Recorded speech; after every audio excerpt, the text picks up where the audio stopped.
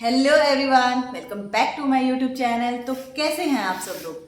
I hope आप सबकी पढ़ाई बहुत अच्छे से चल रही होगी एंड आप बिल्कुल मन लगा के अपनी तैयारी को कंटिन्यू रख रहे होंगे। ठीक है, तो आज का जो वीडियो है उसमें रिलेटेड होने वाला है कि आरपीएससी ने अपना नया सिलेबस जारी कर दिया है। अब उस नए सिलेबस के अकॉर्डिंग क्या हमें वापस उसी तैयारी पे रहना चाहिए या हमें कुछ नई स्ट्रेटेजी अपनानी चाहिए इस तैयारी को लेकर के। और जिन बच्चों ने अपनी तैयारी पहले से स्टार्ट कर दी थी उनको अब क्या करना चाहिए, और जिन्होंने तैयारी नहीं स्टार्ट की थी या फिर जिन्होंने अपना नया मटेरियल नहीं लाए थे अभी तक, उनको अभी क्या करना चाहिए। तो इसी के बारे में हमारा वीडियो होने वाला है। अगर आपने अभी तक वीडियो को लाइक, चैनल को सब्सक्राइब नहीं किया है तो जल्दी से जाकर के कर लीजिए। यहाँ पर आपको स्टडी रिलेटेड जो भी इंफॉर्मेटिव वीडियोस हैं वो टाइम टू टाइम अवेलेबल होती जाएंगी। तो आज का जो वीडियो है, चलिए हम उसके बारे में डिस्कस करते हैं कि क्या आपने नए सिलेबस को चेक कर लिया है।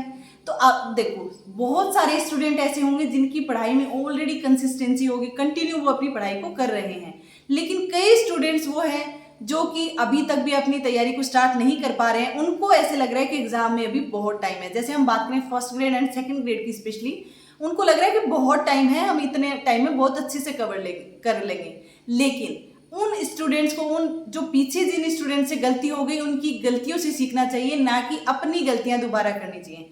गलतियां क्या कि उनको लगता है कि 5 या 6 महीने में हम इजीली कवर कर लेंगे, तो हम जनवरी महीने से स्टार्ट कर लेंगे तो भी हमारा अच्छे से हो जाएगा।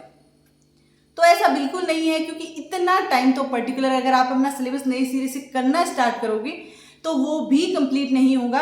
प्लस आपके जो क्वेश्चन प्रैक्टिस है और आपकी जो भी आपका जो रिवीजन है, वो सारी चीज़ें इसमें बिल्कुल अवॉइड हो जाती हैं, और जिनके बिना पेपर क्लियर करना बिल्कुल भी मेरे हिसाब से तो मुमकिन है नहीं। क्योंकि जिस बच्चे ने अगर क्वेश्चन प्रैक्टिस नहीं की या फिर रिवीजन अच्छे से नहीं किया है तो उसका पेपर आज के टाइम में जिस हिसाब का कंपटीशन है वो इतना इजीली नहीं निकल पाता है। प्लस अब जैसे फर्स्ट ग्रेड की, सेकंड ग्रेड की बात करें तो उसमें इतना जीके और इतने मटेरियल, इतने सब्जेक्ट भर भर के दे रखे हैं कि हम एक सब्जेक्ट से दूसरे सब्जेक्ट में अगर स्विच भी करें तो पीछे जो हमने थोड़े दिन पहले पढ़ा था वो बिल्कुल इरेज हो जाता है माइंड से, बिल्कुल हम भूल जाते हैं उसको कि हमने क्या पढ़ाई की थी। तो इसके लिए क्या है कि आपको पढ़ाई से कंटिन्यू जुड़ा हुआ रहना पड़ेगा, बीच में आप स्किप नहीं कर सकते हो। अब जैसे दिवाली आएगी आगे, तो ऐसे कुछ कुछ जो दिन हैं वो तो आपके बिना सोचे ही वेस्ट चले जाएंगे। बिल्कुल आप नहीं सोचोगे कुछ दिन, तो उस दिनों में भी आपकी पढ़ाई जो है वो रुक जाएगी। तो इसलिए आपको क्या करना है कि जितना मैक्सिमम टाइम आप निकाल सको अपनी पढ़ाई के लिए उतना टाइम आपको निकालना है। प्लस बात करें हम सिलेबस की, तो सिलेबस में चेंज हुआ है पर इतना भी मेजर चेंज नहीं हुआ है कि आप पिछले वाला बिल्कुल ही इरेज करके नए सिरे से आपको स्टार्ट करना है।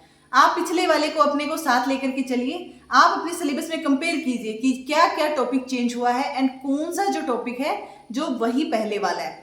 जो पहले वाला है उनके आप वही जो मटेरियल आपके पास अवेलेबल है उससे आप अपनी कंटिन्यू स्टडी कीजिए। नया वाला जो है उसके अब आपको सोर्सेज तलाशने होंगे। अब सोर्सेज में आपको अलग अलग ज़्यादा नहीं भटकना है, एक ही दिन में आपको क्या करना है, एक चाहे पूरा दिन निकाल लीजिए आप उस चीज़ के लिए, लेकिन एक दिन में आपको अपना जो मटेरियल है वो अच्छे से इकट्ठा करना है, लिमिटेड इकट्ठा करना है, ना कि बहुत ज़्यादा। ठीक है, लिमिटेड इकट्ठा करना है। एंड अपने टीचर की गाइडेंस ले सकते हो आप, अपने किसी सीनियर की, या फिर पहले से जो इस पोस्ट पे हैं उनसे आप गाइडेंस ले सकते हो कि इन चीज़ों के लिए हमें कौन सा स्टडी मटेरियल है जो प्रीफर करना चाहिए। उसके बाद में आपको इधर उधर बिल्कुल नहीं भटकना है। प्रीवियस ईयर क्वेश्चंस अब जो नए टॉपिक ऐड किए हैं वो कहीं ना कहीं किसी ना किसी स्टेट में कहीं तो ऐड ऑन होंगे, तो वहां से आप उसके प्रीवियस ईयर क्वेश्चंस देख सकते हो। क्योंकि अब अगर नए टॉपिक ऐड कर दिए तो उसके क्वेश्चंस हमारे पास अवेलेबल नहीं होंगे। तो आपको क्या, वैसे आपको चिंता की जरूरत नहीं है, इनकी जो भी रिलेटेड जो क्वेश्चंस हैं वो आपको यूट्यूब पे टीचर्स जो हैं वो भर भर के देंगे। आज के टाइम पे इतनी फैसिलिटी दे रखी है कि यूट्यूब पे आपको इजीली अगर आप किसी टॉपिक से रिलेटेड सर्च करोगे तो आपको बहुत आराम से क्वेश्चंस मिल जाएंगे, वहां पे आप प्रैक्टिस कर सकते हो। थोड़े दिन में जो भी टीचर्स होंगे वो सारे के सारे, अगर आपका सिलेबस चेंज हुआ है तो न्यू बुक लॉन्च करेंगे एंड उनसे आप क्वेश्चंस देख सकते हो। ठीक है, अभी तक अगर आपने बुक नहीं ली है तो आप शायद मेरे हिसाब से 5-6 दिन या थोड़ा सा वेट कर लीजिए। हो सकता है कि टीचर्स आपके लिए नई बुक लॉन्च कर दें, तो आप फिर वो नई ही बुक लेके आ जाना।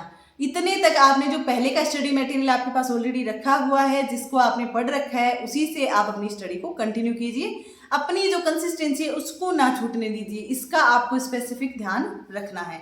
अगर आपके सिलेबस में कुछ चेंज हुआ है तो आप जीके वाला जो पोर्शन है उसको कंटिन्यू रख सकते हैं। सिलेबस में भी आपको पता है कि लिमिटेड टॉपिक हैं जो चेंज हुए हैं।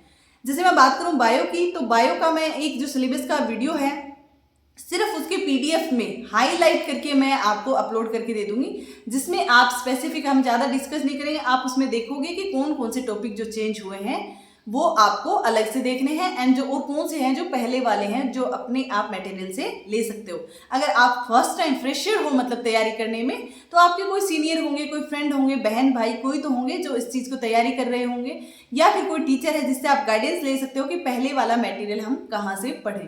और नया जो मटेरियल है उसके लिए भी आप क्या है अपने टीचर की, फ्रेंड की, सभी से गाइडेंस ले सकते हो। यूट्यूब पे आप जो टीचर्स हैं उनके वीडियोस देख सकते हो, वो आपको बिल्कुल गाइड करेंगे कि कब बुक लॉन्च होने वाली है, कौन सा टॉपिक है जो आपको कहाँ से पढ़ना चाहिए। तो आप जल्दी से, अभी आप ये मत सोचिए कि नए जो आ जाएगा उसी के बाद मेरे को पढ़ना है, नया जो आ जाएगा उसको जब आपको पता लग जाए तब पढ़ना है, लेकिन पुराने वाले को आपको कंटिन्यू रखना है। ठीक है, अभी तक आपने फॉर्म अप्लाई कर दिए होंगे, जिन भी बच्चों के फॉर्म अप्लाई नहीं हुए हैं अब वो EMRS के या फिर अदर जो भी वैकेंसीज है उन पे अपना ध्यान रखिए, क्योंकि और बाकी अभी टाइम वेस्ट करने में बिल्कुल फायदा नहीं है। आपको भी पता है इस बार RPSC ने क्या कर रखा है कि जैसे ही एग्जाम होती है उसका रिजल्ट अनाउंस कर रहे हैं, वो बिल्कुल अपने काम में देरी नहीं कर रहे हैं। तो वो अगर देरी नहीं कर रहे हैं तो आपको ये बिल्कुल नहीं ध्यान में रखना है कि भाई कोई एग्जाम आगे हो सकती है, पीछे हो सकती है, कि अभी क्या होगा, मैं थोड़े दिन बाद देखूंगा तैयारी का। तो ये बिल्कुल आपको नहीं रखना है। आपको भी पता है एकदम कट टू कट टाइम पे एग्जाम्स हो रही हैं, रिजल्ट आ रहे हैं उनके, तो आपको भी अगर गवर्नमेंट जॉब लेनी है, अगर आपको शिद्दत से गवर्नमेंट जॉब लगनी है, तो आपको अपनी तैयारी जो है वो कंटिन्यू रखनी चाहिए। नए मटेरियल के पीछे ना भाग करके जो ऑलरेडी आपके पास मटेरियल है उससे पढ़ें। नया मटेरियल जैसे ही आपको मिल जाए, जैसे आप उसको अपने पास ले आएंगे, वहां से आप अपनी तैयारी कंटिन्यू कर सकते हैं। ठीक है, तब तक अपना जो पुराना है उसको एकदम मजबूत रखिए, क्योंकि वो भी आपको एक बहुत बड़ा रोल होगा एग्जाम को क्लियर करने में। ऐसा नहीं है कि जो बच्चे सिर्फ नया मटेरियल और सब लेके आएंगे उनका सिलेक्शन होगा, नहीं। जो अच्छे से अपने, अगर आप वो अपने पार्टीशन डिसाइड कर लिया कि मेरे को ये टॉपिक बहुत अच्छे से आते हैं, और अगर आपने उनमें अपनी मजबूती रखी, तो वो भी एग्जाम में आपको बहुत बच्चों से आगे लेकर के जाएंगे। इन्हीं चीज़ों को आपको अभी ध्यान में रखना है। बिल्कुल टाइम वेस्ट ना करते हुए अपनी जो स्टडी है उसको कंटिन्यू रखिए। Thank you. आई होप आपने वीडियो लाइक कर दिया होगा, चैनल को सब्सक्राइब कर दिया होगा। अगर अभी तक नहीं किया है तो अभी कर दीजिए। ऐसे ही और इन्फॉर्मेटिव वीडियोस आपको टाइम टू टाइम अवेलेबल होती जाएंगी। Thank you.